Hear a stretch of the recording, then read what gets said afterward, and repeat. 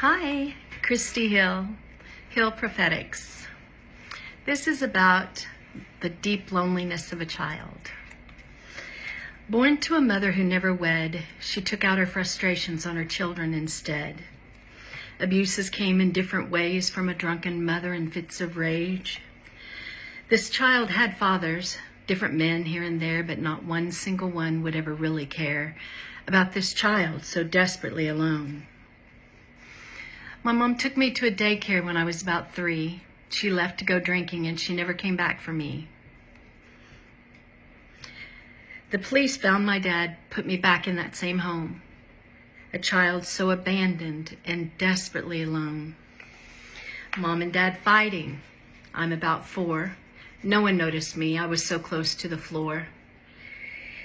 In the kitchen, after cooking their dinner steaks, they'd leave that broiler door open, which was a huge mistake. Rushing me to the hospital after this neglect. The pain and the confusion I'd soon try to forget. Parents trying to help the hospital staff understand how this toddler's hand ended up cooked to a pan. Still, I ended up back in this home, a child so neglected and desperately alone. A year or so passed and there's a new daddy in town, but in the summer months they wouldn't want me around. They would send my brother and I away to an uncle and a grandfather, in separate houses we would have to stay. This is where sexual abuse would find me again and again. Although predators would find me throughout the rest of my life, using this child as their make-believe wife. At first I thought, what's wrong with them? But soon I'd see it couldn't be all of them. It had to be me. A child so confused and desperately alone. A preteen now trying to make sense of this game, learning how to hide my guilt and my shame.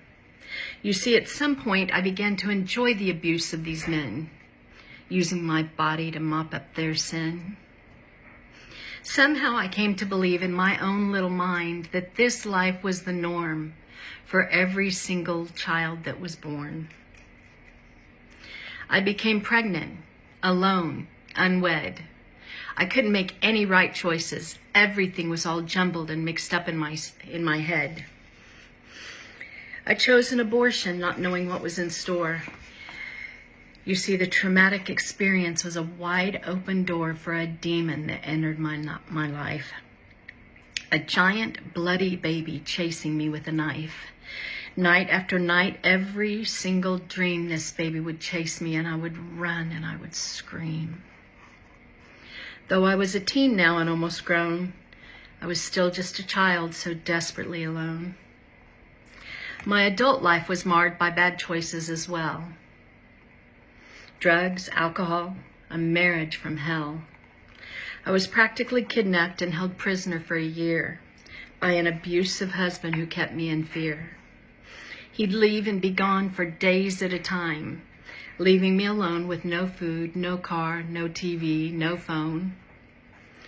Adult, yet child, so desperately alone. I feared him so much there was no place to hide. My only comfort came through thoughts of suicide. But somehow God spared my life, even when I decided to leave and no longer be this man's wife. 2 weeks old is this baby in my arms. God gave her to me to protect her from life's hurts and harms. What? You've got to be kidding. Is this some kind of joke? Yeah, that's my testimony in a nutshell.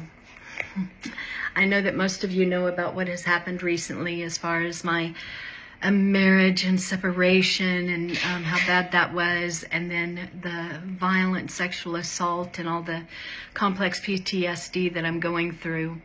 But believe it or not, it's the circumstances of my childhood that taught me to learn how to hear the voice of God.